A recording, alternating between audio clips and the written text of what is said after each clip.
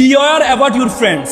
বন্ধুত্ব করার ক্ষেত্রে সচেতন হইতে হবে। It's a very important. তোমার কে বন্ধু হবে? দেখো 1 থেকে 12 বছর যারা শিশু, তারা তাদের পরিবার কেন্দ্রিক তারা প্রভাবিত হয়। পরিবারের বুয়া কিভাবে কথা বলে, পরিবারের মা কিভাবে কথা বলে, বাবা কিভাবে কথা বলে, দাদা কিভাবে কথা বলে, বুয়া কিভাবে কথা বলে, এভাবে প্রভাবিত হয়। আর 13 থেকে 19 টিনেজ যাদেরকে বলে, তারা প্রভাবিত হয়েছে বন্ধু ধারা। আর 20 থেকে 35 তারা প্রভাবিত হয় সমাজ ধারা। তার মানে তোমরা যে টিনেজে আছো, তোমরা তোমাদের বন্ধু দ্বারা প্রভাবিত হও। তোমার বন্ধু যদি নামাজি হও, তাহলে তুমি কখনো তার সাথে না গেলেও একদিন হলো নামাজে যাবা। আর তোমার বন্ধু যদি নেশাখোর হয়, তুমি না খেলেও কখনো কখনো তার ফান্দে পড়ে তুমি নেশা শুরু করবা। তোমরা ফার্সি কবি শেখ সাদির নাম শুনেছো? শেখ সাদি একবার একটা ডেলা পেয়েছেন, ডেলা, মাটির ডেলা। তিনি মাটির ডেলার মধ্যে অনেক গ্রান পাওয়া যাচ্ছে। উনি ডেলাকে জিজ্ঞেস, তুমি কি আতর দানি? সে বলছে, না আমি তো আতর জানি না, আমি তো একটা মাটির ডেলা। বলছে, তোমার মধ্যে গ্রানটা কোথা থেকে আসছে? বলে যে আমি, আমার ডেলাটা ছিল একটা ফুল গাছের নিচে, সবসময় পাপড়ি পড়তো, পাপড়ি পরে পরে আমি গ্রানে পরিণত হয়েছে। আল্লাহ রাসূল বলছে, তোমরা আতরের দোকানে যাবা, আতরের দোকানে যাবা, কামারের দোকানে নয়। তুমি আতরের দোকানে যাও, যদি আতর নাও কিনো, তাহলে তুমি আতরের একটা গ্রান নিয়ে আসবা। তুমি যদি কামারের দোকানে যাও, তাহলে সে হয়তো তোমাকে কাপড়ে আগুন ধরিয়ে যাবে, নতুবা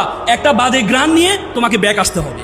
সুতরাং তুমি যদি, তোমার সঙ্গ ইজ ভেরি ইম্পর্টেন্ট। কে তোমার সঙ্গ হবে? আল্লাহ তাআলা কোরআন বলেছে, ইয়া আইয়ুহাল্লাযীনা আমানু ইত্তাকুল্লাহ কুনু মা'আস সাদিকিন। আল্লাহ কোরআনে বলেছে, তোমরা আল্লাহকে ভয় করো এবং সত্যবাদীর সাথে চলাফেরা করো। কিয়ামতের দিন আমরা আমাদের বন্ধুত্ব নিয়ে আফসোস করব, কেন অমুককে আমি বন্ধু বানিয়েছিলাম। এই জন্য ভালো মানুষের সাথে চলাফেরা, যারা নামাজি, নামাজ পড়ে, যে কোনো হোয়াটএভার ইট ইজ রিলিজিয়াস, যে কোনো ধর্ম, যে মন্দিরে যায় তার সাথে চলাফেরা করবা, যে গির্জায় যায় তার সাথে চলাফেরা করবা, যে মসজিদে যায় তার সাথে চলাফেরা করবা। নেশাখোরের সাথে তুমি দেখবা যে সিগারেট খায় তোমার বন্ধু, তুমি সিগারেট খাও নাই, কিন্তু তুমি যখন তার এখান থেকে আড্ডা দিয়ে যখন বাসায় যাবা, তখন তোমার মা জিজ্ঞেস করে, কি রে তোর গায়ে সিগারেটের গন্ধ কেন রে? তুমি কিন্তু খাও নাই, কিন্তু এই যে গ্রানটা নিয়েছো, আস্তে আস্তে তোমার সঙ্গ দোষে তুমি খারাপ হয়ে যাবা। এই জন্য সঙ্গের ব্যাপারে তোমাদের সতর্ক থাকতে হবে। পারবা তো? ইনশাল্লাহ পারবা তো?